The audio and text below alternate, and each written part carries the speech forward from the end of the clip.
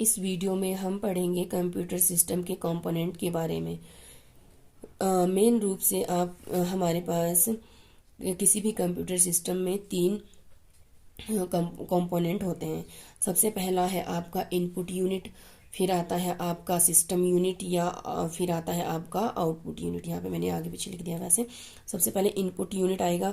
Input unit में वो सभी इनपुट डिवाइसेस को शामिल किया जाता है जो काम करते हैं किसी कंप्यूटर के अंदर डाटा फीड करने में, कमांड देने में।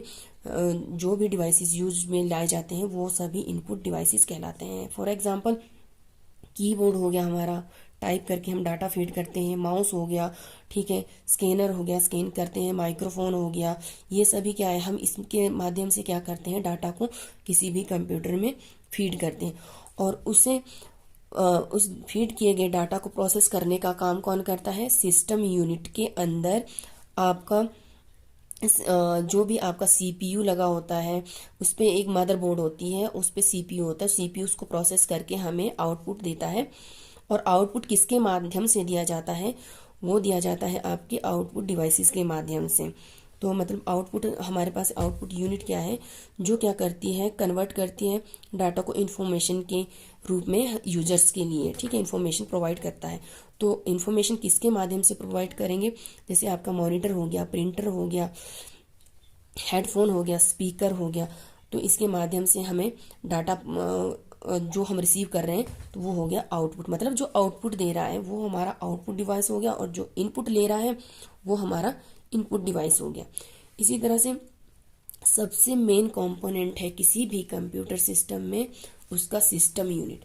क्योंकि इसी सिस्टम यूनिट में, क्योंकि मोस्टली लोग इसको सीपीयू बोलते हैं, परंतु सीपीयू सिस्टम यूनिट का एक पार्ट है। और सिस्टम यूनिट एक तरह का बॉक्स है जिसमें आपका क्या रहता है, एक मदरबोर्ड लगी रहती है, ठीक है।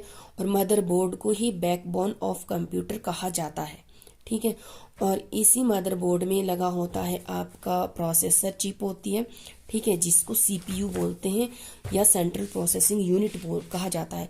और इसी सीपीयू को ब्रेन ऑफ कंप्यूटर कहा जाता है, क्योंकि पूरा कंप्यूटर सीपीयू पे ही बेस्ड होता है।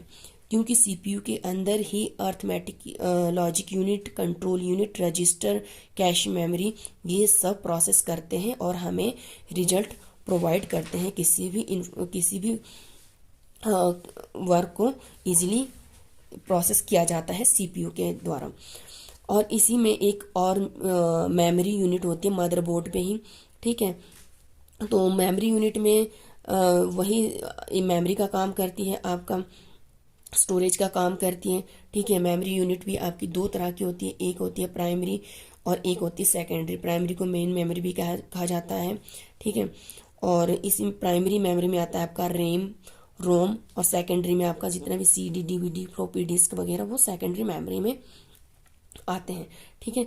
पर जो ये मदरबोर्ड है हमारा, जो एक सीपीयू के जो सिस्टम यूनिट एक बॉक्स टाइप है, ठीक है। सिस्टम यूनिट नहीं, सॉरी, सिस्टम यूनिट इसलिए कहा जाता है क्योंकि एक सिस्टम है, एक बॉक्स है, एक कंटेनर टाइप होता है जिसके अंदर एक मदरबोर्ड रहता है। उसी पे सब कुछ रहते हैं, आपके जितने भी इंटीग्रेटेड चिप वगैरह लगी रहती हैं, ठीक है, जैसे आपका प्रोसेसर वगैरह, मेमोरी यूनिट वगैरह, और उसी से सारे कनेक्टेड रहते हैं आपके इनपुट डिवाइसेस, आउटपुट डिवाइसेस। तो वो सभी आपके क्या होते हैं, सिस्टम यूनिट के माध्यम से ही कनेक्ट होते हैं मदरबोर्ड में। और मदरबोर्ड में बाकी सब आपके चिप या इंटीग्रेटेड चिप वगैरह सब कुछ कनेक्टेड होते हैं, ठीक है। तो जैसे आपके पास ये इस तरह से आपके मेमोरी यूनिट भी आपके दो तरह की मेमोरी आ गई, प्राइमरी और सेकेंडरी। प्राइमरी में रैम और रोम, सेकेंड में आ जाता है आपका जैसे सीडी, डीवीडी, फ्लॉपी डिस्क वगैरह, ये सब आ जाते हैं आपके सेकेंडरी मेमोरी में, ठीक है। तो इसी तरह से अगर इनकी कुछ एब्रीविएशंस भी है, जैसे आपके पास एग्जाम में आ जाएगा कि एएलयू का फुल फॉर्म बताइए, तो वो होता है आपका अर्थमेटिक लॉजिक यूनिट, ठीक है। सीयू होता है आपका कंट्रोल यूनिट। वही आपका कि मेन काम आपका अर्थमेटिक लॉजिक यूनिट का होता है, जो सीपीयू के अंदर प्रोसेस करता है और हमें डाटा प्रोवाइड करता है, ठीक है। कोई भी हमारे द्वारा दिया गया डाटा को प्रोसेस करके आपको इन्फॉर्मेशन के रूप में आउटपुट देता है, तो वो वो आपका सारा होता है अर्थमेटिक लॉजिक यूनिट में, जो होता है सीपीयू में। ठीक है, तो कंट्रोल यूनिट का काम होता है पूरे सिस्टम को कंट्रोल करना आपके इनपुट डिवाइसेस से लेकर, क्योंकि आपका इनपुट और आउटपुट सारा कनेक्टेड रहता है मदरबोर्ड में, तो ये कंट्रोल करता है पूरी मदरबोर्ड को कंट्रोल यूनिट। ठीक है, तो फिर आपका रैंडम एक्सेस मेमोरी कहा जाता है, और ये एक तरह की वॉलेटाइल मेमोरी है।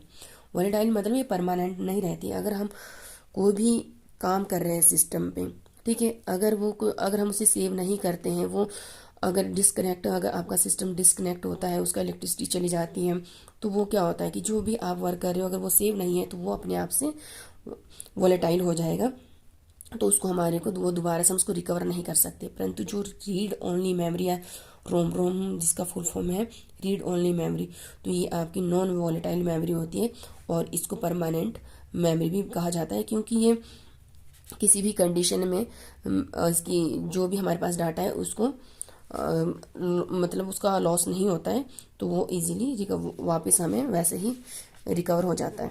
ठीक है, तो इस तरह से ये मेन कंपोनेंट आ गया आपके, वही input unit, output unit, system unit. और सिस्टम यूनिट में आपका सबसे पहले सिस्टम यूनिट होता है। सिस्टम यूनिट में ही आपके जितने भी हम आउटपुट इनपुट डिवाइसेस को कनेक्ट करते हैं, इसी में आपका फैन लगा होता है, जो क्या करता है प्रोसेसर को मतलब कूलिंग का काम करता है, क्योंकि अगर काम बहुत ज़्यादा हो जाएगा तो वो आपको हीट करेगा, और तो इसलिए उसको कूलिंग का काम वो भी आपका सिस्टम यूनिट में ही लगा होता है। और इसीलिए हम सिस्टम यूनिट सीपीयू, कई बार हम इसे सीपीयू भी कहा जाता है, परंतु सीपीयू आपका सिस्टम यूनिट के अंदर मदरबोर्ड में होता है, जिसको प्रोसेसर कहा जाता है। और प्रोसेसर को, सीपीयू को ही, सेंट्रल प्रोसेसिंग यूनिट को ही ब्रेन ऑफ कंप्यूटर कहा जाता है, और मदरबोर्ड को बैकबोन ऑफ कंप्यूटर कहा जाता है। तो ये था आज का कंप्यूटर का टॉपिक।